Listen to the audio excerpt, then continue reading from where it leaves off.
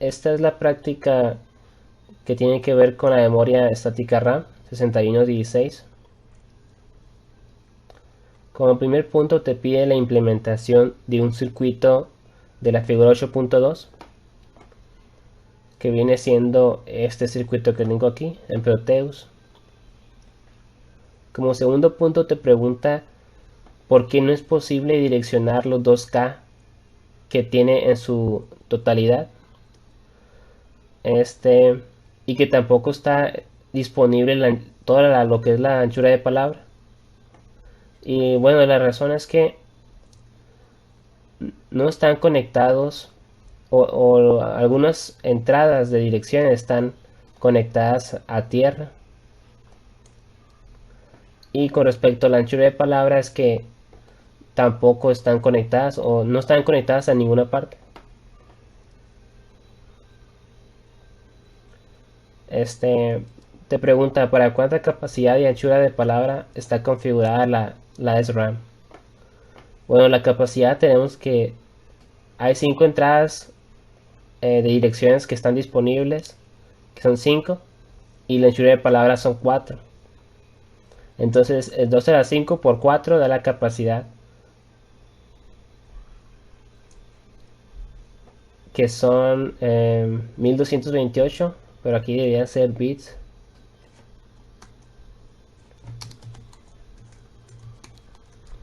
Y bueno, y la anchura de palabra son 4 bits.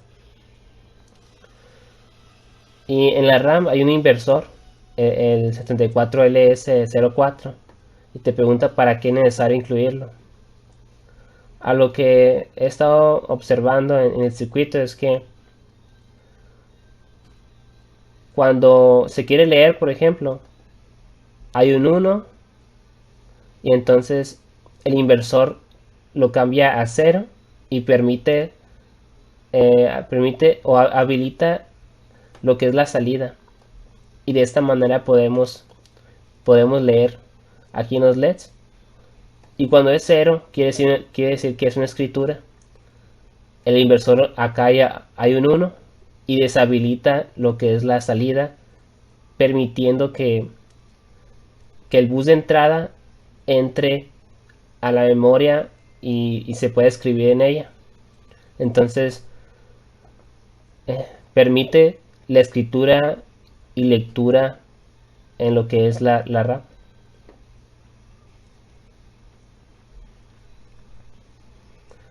También pregunta sobre otro circuito integrado que tenemos en el diagrama, que es el 74LS244.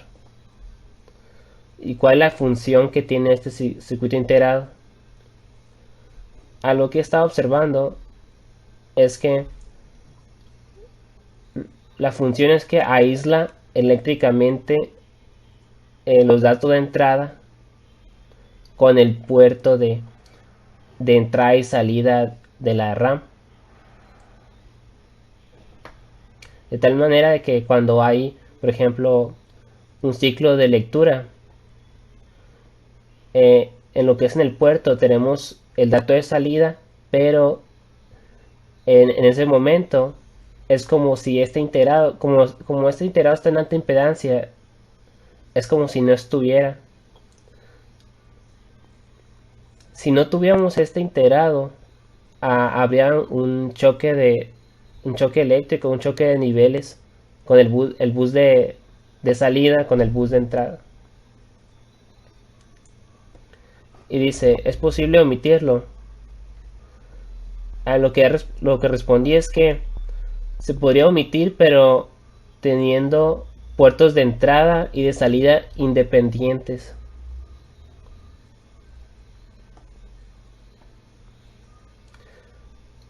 Y luego en el punto número 5 pide que realice ciertas configuraciones de, de, los, de los switches.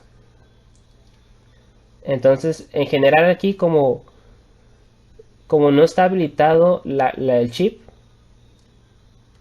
y se hace varios cambios en lo que es el bus de direcciones y en lo que es la lectura y escritura, pero no se cambia el estado de la habilitación del chip. Entonces se tiene, de acuerdo a la tabla de verdad de la RAM, se tiene que es alta impedancia en la salida.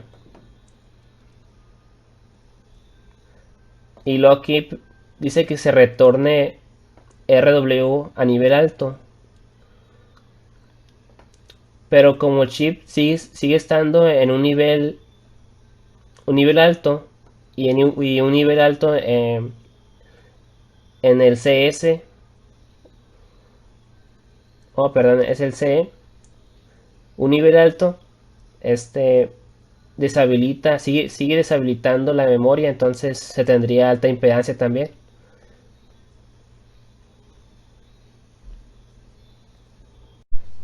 Y en el punto número 6 ahora sí te pide habilitar la memoria con un cero porque es activo en bajo. Y luego que se ponga la línea RW a cero, que sea una operación de escritura y que se modifique los valores de entrada de manera secuencial a tres valores binarios y después que se retorne RW a uno, que es una operación de lectura. Y lo que pasa aquí es que como estamos cambiando de manera secuencial esos valores, primero escribimos el primer valor binario, lo escribimos en la memoria, pero cuando cambiamos al siguiente valor, sobreescribimos el que ya teníamos. Y también pasa con el tercero. Entonces, después de cambiar al 1010, hacemos una operación de lectura, entonces vamos a obtener el último que escribimos, que es el 1010, que es el que obtuve en la simulación. Y luego te pide que se describan las operaciones que se llevaron a cabo para manipular las señales en el inciso anterior. Bueno, son operaciones de escritura y de lectura. Se decodificó la dirección, la 0, lo cual habilita una localidad en la memoria y esta localidad le corresponde a la 0 para poder ser escrita o leída ya dependiendo de la línea RW. Como, como era 0 y es una operación de escritura, los datos de entrada se transfieren a la localidad 0 y cuando RW cambia a 1, que es una operación de lectura, lo que se tiene en esa localidad se transfiere al puerto de salida. Y luego en el punto número 7 te dice que se modifique el bus de direcciones a una dirección que sea diferente a la que ya teníamos. Y luego pregunta, ¿por qué cambió el estado de los LEDs? Y eso se debe porque estamos leyendo una dirección distinta a la que escribimos anteriormente, en un valor que no sabemos qué tiene porque no hemos escrito en ella.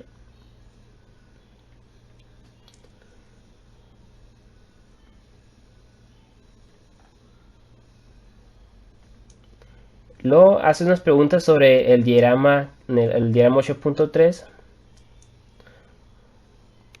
Hay dos líneas que separan en dos partes. Bueno, hay una línea que separa en dos partes el diagrama de tiempos. El primero hace operaciones de lectura y de escritura. Aquí lo podemos ver. Baja y sube, baja y sube.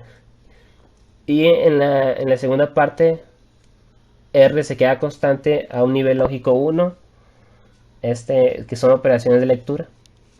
Hace tres operaciones de lectura como se puede observar aquí en lo que son en el cambio de direcciones.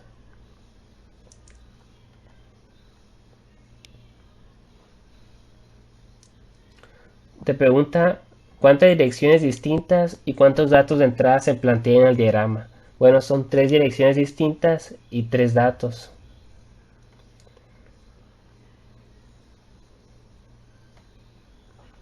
Y luego dice, escribe la secuencia en que se deben manipular las señales para poder simular el diagrama de tiempos de la figura 8.3 en el circuito. Y luego, en base a lo que se observe, graficar lo que corresponde en lo que es la salida. Bueno, en resumen, en general lo que se debe hacer o lo que se hizo es que se debe colocar la dirección en los pines de dirección, después seleccionar la operación que se desea y si es de escritura, seleccionar los datos de entrada y por último habilitar la memoria. Y los datos de salida son los que se obtuvieron aquí en la simulación. Y luego como actividades complementarias te pregunta o te dice que investigue qué significa la RAM que sea estática. Y bueno, esto hace referencia a que los datos se van a mantener siempre cuando exista alimentación. A diferencia a lo que hemos visto de la RAM dinámica, que los niveles lógicos se van perdiendo por una fuga y que se ocupa un refrescamiento, obviamente. Y luego te pregunta, o te dice, menciona por lo menos tres diferencias de la SRAM y la DRAM. Como hemos visto, la construcción de RAM es más compleja que la de RAM y que las RAM se necesitan 6 transistores, que es la celda, y la de RAM 1. A lo que he visto en internet es que la de RAM ocupa un transistor y un capacitor. La RAM dinámica tiene fugas de corriente, con lo que hemos visto.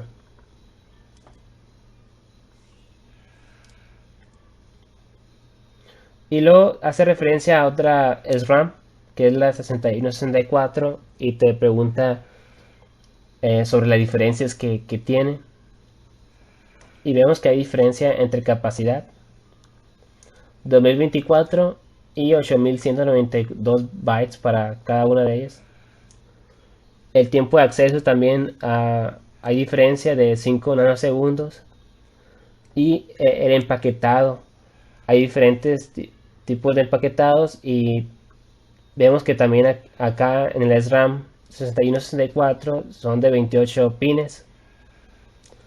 Y con respecto a arquitectura, con la SRAM que de esta práctica hay un solo decodificador y en la otra SRAM tenemos dos decodificadores, uno para la fila, otro para la columna y además tenemos dos selectores de chip. En la RAM de la práctica solo se tiene uno.